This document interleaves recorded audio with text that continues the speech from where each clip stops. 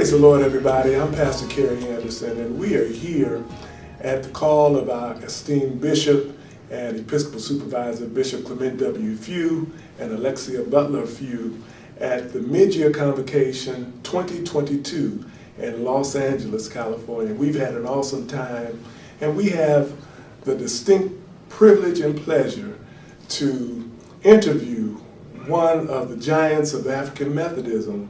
He is the proud pastor of Flipper Temple African Methodist Episcopal Church, where he has served with distinction in Atlanta, Georgia, in the person of the Reverend Dr. Gregory Eason. And so we're here to interview him, chop it up a little bit, and to talk about vision for ministry.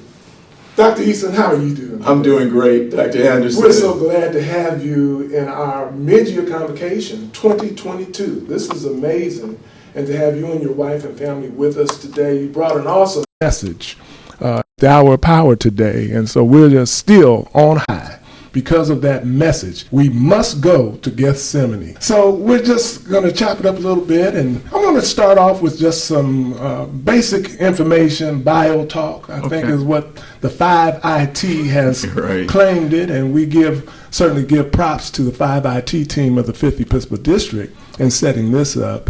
But Pastor Eason, you have been an esteemed, established pastor for many, many years, and we had the opportunity to meet some years ago. Oh, yes. And you're a candidate now for Episcopal service, and we are praying for you and your future endeavors. But tell us, who is Gregory Eason? Well, thank you, Dr. Anderson, and let me thank you, and I want to thank Bishop and Mrs. Few for giving me the opportunity to be in the 5th Episcopal District.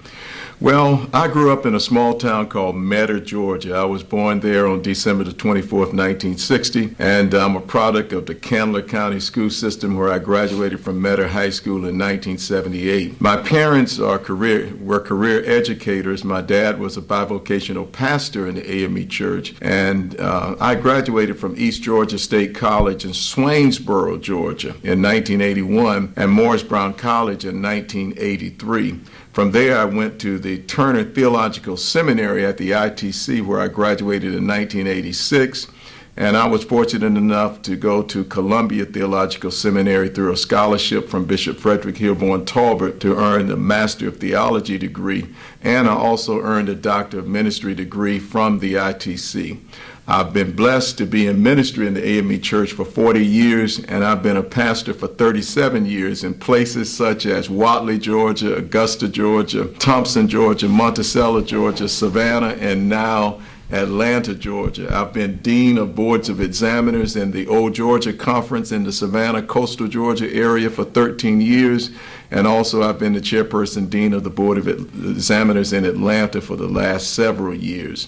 And I'm just blessed to be a part of the AME Church. I've been married to Linda Tyson Eason for the past 35 years. We're blessed to be the parents of 2 children, the late Carmen Eason, who suffered with sickle cell disease, and we miss her greatly. And also our son, Greg Jr., who is a graduate of the United States Naval Academy, is now working in development in the city of Atlanta. So, Dr. Anderson, my journey, I've been fortunate to have life and health, and I've been fortunate to have good mentors to lead me along the way, and I'm excited about being a part of the African Methodist Episcopal Church. That is quite a story, and the Lord has blessed you. The Lord has blessed you. But one of the things that you just said was you experienced some family tragedies in the loss of one of your children, your daughter, and sickle cell disease. And we in the 5th Episcopal District and the Connectional Church and the world at large have been in a pandemic called COVID-19. And so all of us have had to make adjustments. We've had to go to a Gethsemane experience, if you will. And so when we think about the journey, through COVID-19 and how it has changed us and reshaped us, I had a couple of questions to ask you about leadership in ministry. And I just wanted to ask, in a pre-pandemic to a post-pandemic era, what are some of the methods you have had to restructure in terms of your worship, such as your liturgy, since we now have online viewers more so than ever before? Do we still do church the same way? And then how do you conduct your leadership team meetings with steward board, trustee board, and your auxiliary ministries and help ministries? And how do you continue to do outreach in a time of pandemic called COVID? Those are all great questions. Let's start with worship and liturgy first. We streamlined a 2-hour worship service to just 45 minutes. And even on First Sunday, our worship experience is no more than a 1-hour worship experience. And we only do what is absolutely necessary in our worship experience. A lot of the liturgical items like the Decalogue and other types of items in worship that expanded our worship to 90 to 120 minutes, we are not doing now. And one thing I found out, a lot of people thought that your membership would go down, viewership would go down if you did not do those things. But in fact, we found in some instances they have gone up. And so I think COVID really called us back to the basics, and not to have the fat-in worship experience, but have the kind of worship experience that meets the needs of God's people. And I think that's a positive side of this pandemic. We conduct our business meetings via Zoom, and I've seen attendance even increase in that area because our membership lives all over the city of Atlanta. Our church is near downtown, and we have people driving from every area direction to come to Flipper Temple on Sunday morning. And the Zoom process has made that a lot easier. Before the pandemic, we actually had a food pantry ministry and clothes closet ministry. And pre-pandemic, we expanded that, our capacity to serve more people. And during the pandemic, we actually almost doubled the families that we serve. And over 1,000 families a month are served through our food pantry and clothes closet. And that has been very, very awesome. And we are simply excited about that. So I think there's a lot of positives that have come out of this pandemic, and it has caused us to refocus our ministry so that, only those things that are necessary we're doing, and we're not using people. We're not losing people, I should say. Let me also say that when I arrived at Flipper Temple 6 years ago, we had to expand our online giving capacities. And what prompted me to do that, when I arrived shortly after, one of our young people had to go to the ATM in order to give their finances. And so we started those platforms, put them in place. And so when the pandemic hit, we were already ready for it. I had no idea how the members would respond, but they have responded well, and our online giving has been awesome. For those who would like to put their giving in the hands of officers of the church, they come once a week. So the pandemic has really been challenging. I preached to empty pews for many months, and that was a new experience. But one thing I've learned, though, even now I speak to the persons who are in person, and I also have to simultaneously speak to my online audience. And my online audience is larger than my in-person audience. And if churches are not .com now, as Bishop Jackson is fond of saying, they'll be dead. So this is going to last. It is not going anywhere. We just, during the pandemic, pre-pandemic, we upgraded our systems inside of our church so that we could have our worship service on our screens and the words to hymns and liturgy on our screens. And during the pandemic, we've added thousands of dollars to upgrade that. We just put a new projector in our sanctuary that is going to cost us upwards of $11,000. But all of that is necessary if we're going to meet the needs of the future persons that will become a part of our church. This is amazing. This is amazing stuff. And so really what you're talking about is reimagining ministry. Yes. Oh, God, You're yes. really talking about reimagining ministry.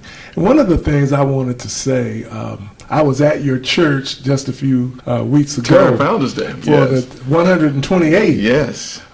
Founders Day for Turner Theological Seminary. When you talk about reimagining ministry, you're seeking the highest office in the church. As an Episcopal leader, how do you think we need to reimagine ministry in an AME context for our denomination? Well, leadership determines the moral and spiritual environment by which an institution operates. And as a bishop of the AME Church, my leadership principle is very simple. In the book of Micah 6 and 8 says, do justly, love mercy, and walk humbly with your God. As an Episcopal leader, number one, I plan to do what is right. Do what is right by presiding elders and pastors. Do what is right by congregations. Do what is right by the component groups of our church. And there's many facets to that. But at the end of the day, do what is right. Show compassion. You know, we have no right to look down on any individual who are created in the image and likeness of God. Do what is right. And then live spiritually. I think the church is called to live the spiritual life, to walk with God, to commune with God. Our church has a lot of challenges. There's no need of beating around the bush. We have this annuity situation challenge that I am very, very concerned about. We have to find a way to make our pastors and presiding elders and bishops who are in this system whole, because a lot of people spend a lot of time and resources pouring into that particular department, expecting that at the point of retirement. So we have to deal with issues like that. And then we have to deal with our budget issues. Is our budget being distributed fairly to the congregations? And I'm not really concerned about where we are right now. And I tell my local church this, my real concern is where we're going to be 5, 10, and 20 years from now. When the average age of AME members is 67 and the average age of the African American community is 31, then we have to really reimagine some things. When I talk to my son and other young people that they are inviting to our church, if we're going to retain them, it cannot be a situation where we don't allow them to be actively involved in the church. And how is it that a person outside of the church, in the instance of my son, can manage millions and millions of dollars of property and millions of dollars of resources, and they're not even allowed to come and count the money that the church has? That makes no sense at all. So we have to really encourage our denomination to serve the present age. And some churches are doing that. But where resistance is met, I think it's the opportunity of the bishop to share with the congregations and pastors that we can't do ministry the way we did in 1950 and 60 and 70 and 80. Those were wonderful days. We did a lot of great things, but the paradigm has shifted, and we got to flow with the paradigm. We don't necessarily have to change the message, but we must change the methods if we're going to be a viable church in the future. The church universal will never die, but churches that are not vital and viable they may well. Excellent. They may well die. This has been an awesome experience. Time is running short now, but I don't know about you watching this event today, but I have been certainly inspired by Gregory Eason's thoughts and ministry and leadership. And Pastor Eason, if you would give us a closing word on what makes you get up every morning to do what you do, what would that be? Wow, that's a great question. I love serving people, love serving God and serving God's people, and also setting a vision to make community better. You know, serving God, you can't serve God vitally without also serving God's people effectively. And a part of serving God's people is serving God's church. I truly feel called to ministry. There's no question in my mind that there's nothing else I could do to bring me greater joy than to serve the people of God as a pastor, minister, and hopefully as the bishop of the church. That is just truly a blessing. That gets me up in the morning, the opportunity to communicate God's word, to lead God's people through administration and pastoral care. And that's just really, I know it's my calling. There's nothing else I would rather do. And if you do something so with such passion that even if you were not paid, you would do it anyway, if you could still pay your bills, now that means you're really called to that work. And that's really what gets me up in the morning. This has been awesome. Thank you so much, Pastor Gregory Eason, a wonderful pastor, a devoted husband, a loving father, and an Episcopal candidate for Episcopal service in the African Methodist Episcopal Church 2024. We wish you the best. All right. Thank you so much. I really enjoyed this opportunity to share with the 5th District and with you, Dr. Anderson. God bless. Thank you. You take care.